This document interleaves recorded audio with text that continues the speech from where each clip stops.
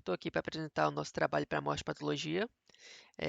A gente decidiu fazer um e-book sobre as lesões vesiculobolhosas, e aí esse e-book foi desenvolvido por Lara Trota, Melissa de Abreu, a Mariana Marcela e por mim, que sou o Pablo Henrique Santos. Então, o que a gente fez? A gente decidiu fazer um e-book falando acerca das generalidades das diversas doenças vesiculobolhosas. Então, logo aqui na capa, a gente colocou aqui quais lesões que nós abordamos no e-book, que foi o pemphigoide bolhoso, o eritema multiforme, a herpes, a dermatomiosite e a epidermólise bolhosa. Então, essas foram as 6 lesões que nós abordamos no nosso e-book. E logo embaixo colocamos o que queremos, ou seja, qual foi o objetivo do nosso e-book. Então, de cara, nós fizemos uma descrição do que seriam as lesões vesiculobolhosas. Nós colocamos que elas fazem parte de um grupo de doenças que, apesar de ocorrerem em baixa incidência, apresentam manifestações clínicas variadas e muitas vezes devastadoras para o paciente. Essas são mediadas imunologicamente e ocorrem quando há produção inadequada de anticorpos que irão destruir o tecido do hospedeiro. Aí falamos ali um resumo do que são as lesões vesiculobolhosas e colocamos também o objetivo do e-book, que ele é destinado para estudantes do curso de odontologia e que ao final da leitura do e-book eles saibam diferenciar e identificar as 6 lesões vesiculobolhosas que nós abordamos no e-book. E aí posso compartilhar esse conhecimento com outros colegas, com familiares ou até mesmo nas redes sociais.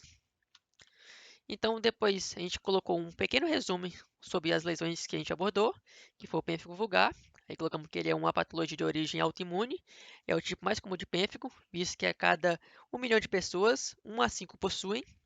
Colocamos também o pemfigoide benigno, que ele também é conhecido como pemfigoide das membranas mucosas ou pemfigoide cicatricial, que ocorre a formação de cicatrizes. Colocamos também que essa patologia possui origem autoimune e é a mais comum em mulheres entre 50 e 60 anos. Na página seguinte, página 3, falamos sobre eritema multiforme e a herpes.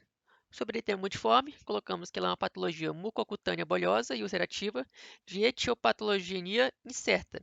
Entretanto, acredita-se que seja por meio de um processo mediado imunologicamente. Colocamos a herpes também, que falamos que é uma condição de desequilíbrio do sistema imunológico, causada por um vírus que possui o ser humano como único reservatório natural. Sobre a herpes também é importante salientar que quase 100% da população mundial possui o vírus da herpes. No entanto, é, ela não manifesta nenhum sintoma, apenas quando ocorre, por exemplo, a queda do sistema imunológico ou alguma situação específica. Falamos também aqui na página seguinte sobre a dermatomiosite, que é uma doença autoimune também, de etiologia desconhecida, e causa inflamações crônicas que afetam a musculatura estriada, a pele e outros órgãos. Falamos também da epidermólise bolhosa, que se caracteriza por um grupo heterogêneo de doenças mucocutâneas hereditárias que causam bolhas e leves traumatismos em pele e mucosas. E aí, após fazer esse resumo sobre as 6 patologias, nós abordamos de forma mais aprofundada sobre cada uma delas.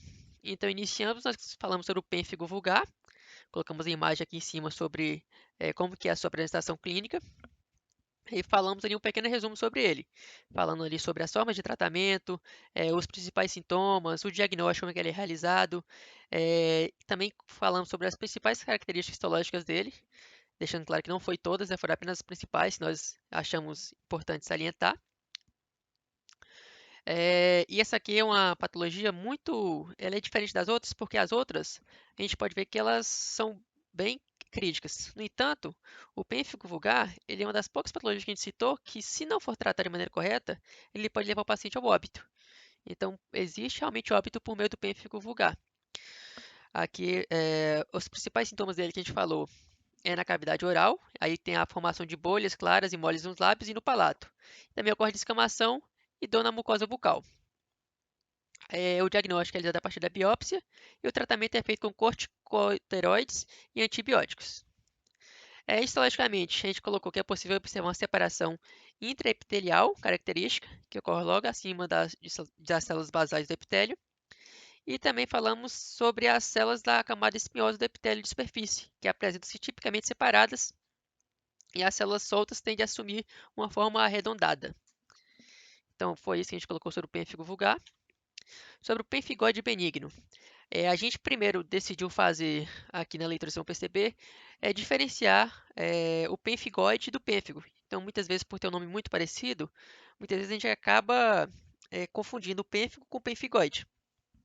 Mas aqui nesse e-book, a gente colocou a diferença entre eles, entre o pemfigoide benigno e o pênfigo. E aí falamos a mesma coisa que falamos nas outras. Falamos sobre o que ele é de maneira resumida, os principais sinais e sintomas que ele possui, a sua origem, as formas de tratamento e também como é que é realizado o diagnóstico. E também colocamos um resuminho sobre as características histopatológicas dele, que são bem parecidas com o pênfigo, que a gente citou aqui atrás. A terceira patologia que nós falamos foi eritema multiforme. Então a gente colocou que é uma doença mucocutânea bolhosa ulcerativa, rara e aguda, que se manifesta por início súbito de máculas eritematosas, pápulas, úrticas, vesículas e bolhas assintomáticas, que eles podem ser espalhados por todo o corpo, mas normalmente ocorre sempre nas extremidades, por exemplo, na palma das mãos. Então, sempre em regiões de extremos do corpo, ela é mais comum. No entanto, ela também pode ter uma apresentação na cavidade bucal. E aí, na cavidade bucal, as áreas mais afetadas seriam a mucosa labial, a mucosa jugal, a língua, o assoalho bucal e o palato. E aí a gente colocamos também que ela pode ter alguns outros sintomas sistêmicos, que é o corrente mal-estar, febre, mialgias, cefaleia, tosse, dor de garganta, entre outras. O diagnóstico a gente colocou que é extremamente clínico e o tratamento é dispensado, pois essa é uma das poucas doenças que ela regride espontaneamente.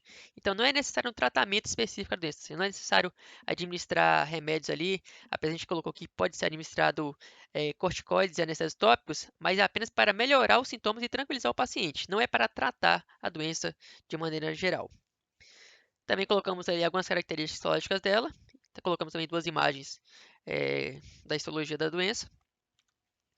A quarta doença que nós citamos foi a herpes, que é uma muito comum também.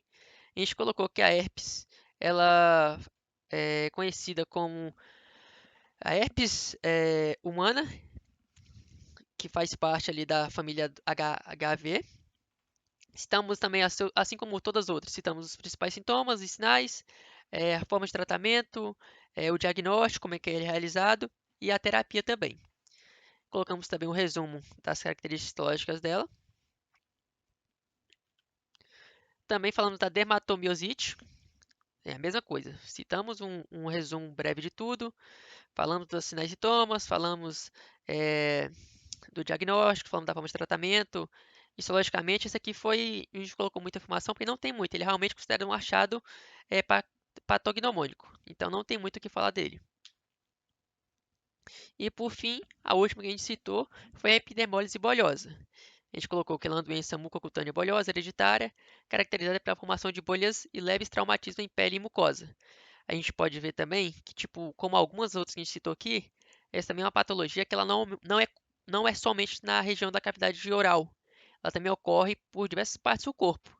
E temos diversos tipos, como por exemplo a epidermólise bolhosa simplex, a epidermólise bolhosa funcional e a epidermólise bolhosa distrófica.